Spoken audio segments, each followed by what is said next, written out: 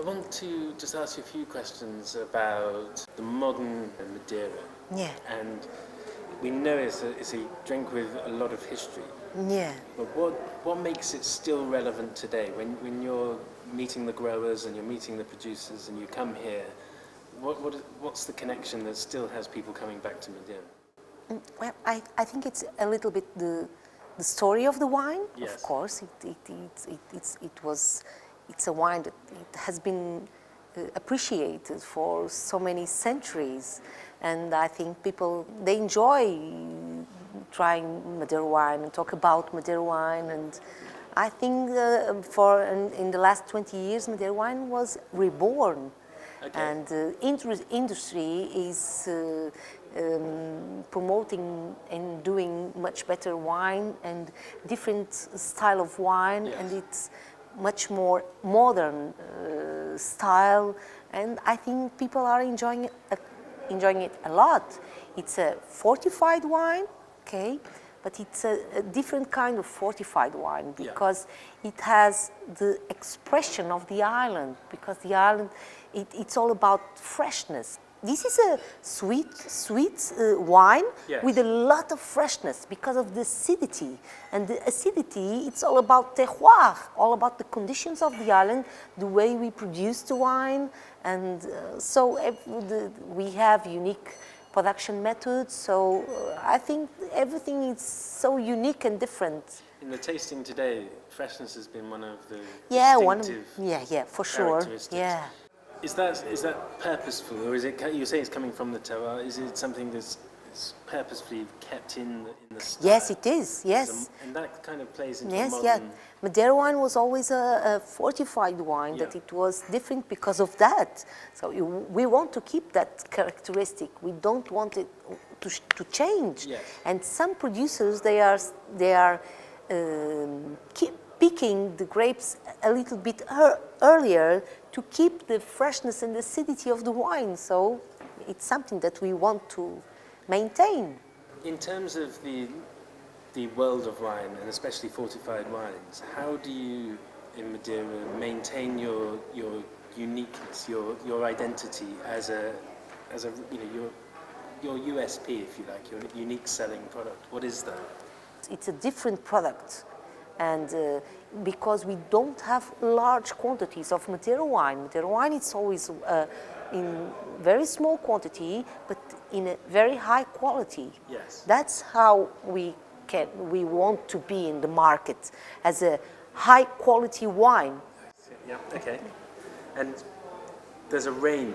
You've got the dry, we've got the mediums. We've got the Madeira wine is known for their traditional grape varieties, and those traditional grape varieties are associated to certain styles of wine. Okay, so if we are talking about the social, it can be in an extra dry or dry style. If we talk about the verdalho, you know that if you buy a Madeira wine made with verdalho, you are buying a medium dry style. If you buy a boal, it's a medium sweet style. It can only be that. Yep. If you buy a malvasia, it will always be the sweetest style for a Madeira wine. For instance, these are all white varieties. There are still one that it's very, very rare, because we only have 2.9 hectares of vineyards, which is called Terrantez. Okay, so with Terrantez, we always do in the middles, medium sweet or medium dry. Okay, all white varieties, but there are one that it's a recommended variety now, and it's called Tinta Negra, and it's red. And Tinta Negra, it's very versatile.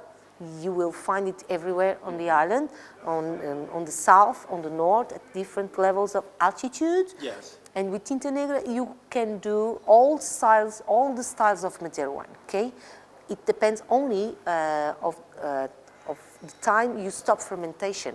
If you stop in the beginning, you will have a sweet wine, a sweet style. If you stop in the end, you will have a much drier style. And the Tinta Negra before was never put on the bottle. It's only in the last 4 or 5 years. Yeah. So Yeah, in 2015, Yes. we had new legislation for Madeira wine, and since 2015, the legislation says that it has two kinds of grape varieties, Yeah. the recommended varieties and the authorized varieties. Okay. But only the recommended varieties can appear in the label. So, Tinta Negra is one of the recommended varieties, so it can appear in the label. And how did it transition from not being allowed to a recommended variety? And something, the quality was suddenly recognized and saying, well... We had producers, they were already doing high quality Tinta Negra categories of wine, okay? So it was easy because they start seeing that if they could put the name on the label, probably they could use to do high quality categories. So that's what they are doing. We have good harvests now with Tinta Negra, some fresqueiras or garrafeiras, vintage wines.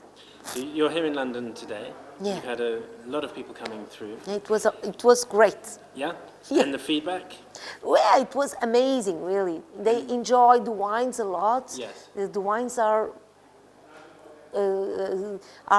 perfect wines, different styles. That's what I was explaining. We only have 8 companies, and we have a lot of different styles. So it's interesting. It's challenging. So do you feel that from today and from other tastings that there's a new generation of Madeira drinkers? Yes, it is. That's true. Because nowadays I see that we have younger people drinking and appreciating Madeira wine, and we have a lot of students. You see, young people that are studying are studying in WSET or to be masters of wine, or they are coming, they want to know, and I think that's amazing. Yeah, yeah. Thank you very much. Thank you so much.